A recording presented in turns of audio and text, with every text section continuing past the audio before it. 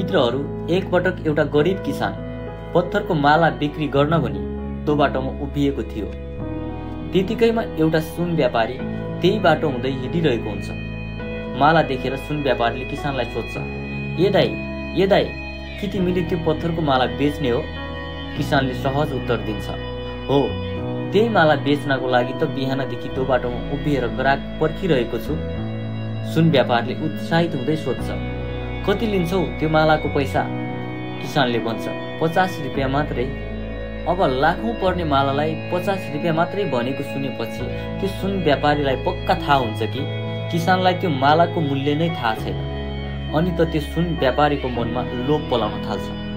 50 रुपियाँमा माला लैजानको सट्टा उसले अब किसानसँग बार्गेनिङ गर्न थाल्छ। यस्तो जाबो मालालाई पनि 50 रुपियाँ भन्ने, मलाई 10 रुपियाँमा देऊ। किसानले भन्छ, होइन हजुर, घरमा श्रीमती बिरामी छे, उसको उपचार गर्न कम्तीमा 50 रुपियाँ त मालालाई पार्नै पर्छ। आफूलाई खुबै बुद्धिमान सम्झिने त्यो व्यापारीले भन्छ, 10 रुपियाँमा दिने भए देऊ, नत्र तिम्रो माला तिमीसँगै राख, म त गए भन्दै व्यापारी बाटो लाग्छ। उक्त व्यापारीले सोचेको थियो कि त्यो किसानले केही छिनमा आफूलाई बोलाएर लौ भइगयो 10 रुपियाँमै मालालाई लैजानुस् भनेर, तर किसानले उसलाई त बोलाउँदैन। अब बोलाउँछ कि बोलाउँदैन पछि फर्किँदै हेर्दै गर्छ, तर त्यो किसानले त्यो व्यापारीलाई बोलाउँदैन। यसरी लामो दूरी पार गर्दा पनि आफूलाई फिर्ता बोलाएर मूल्य घटाउने सुरसार नगरेपछि सुन व्यापारीले 50 रुपियाँमै माला लिने मनसाय बोकेर ऊ अघि किसान भएको ठाउँमा फर्किएर आउँछ र भन्छ, भइगयो, मैले तिमीले भनेकै दाम 50 रुपियाँ दिन्छु, मलाई माला देऊ। तर आश्चर्य, अहिले किसानको हातमा माला त थिएन।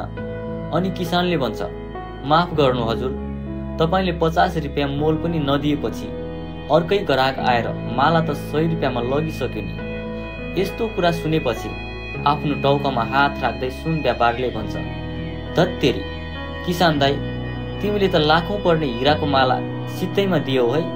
साँच्चै तिमी त बुद्धि नभएको गधा नै रहेछौ। तिमीलाई थाहा छ त्यो माला पत्थरको होइन, हिराको हो नि।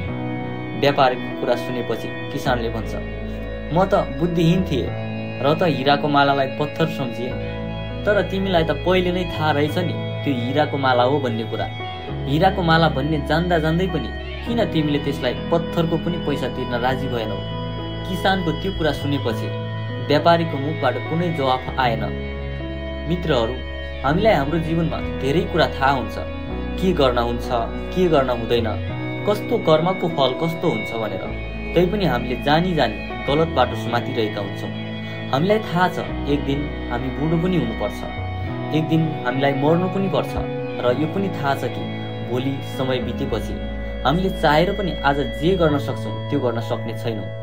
यति जान्दा जान्दै पनि हामीले समय, स्वास्थ्य र सम्बन्धलाई चिन्न सकेनौँ भने जिन्दगीमा पछुताउनु सिवाय अरू कुनै विकल्प रहने छैन।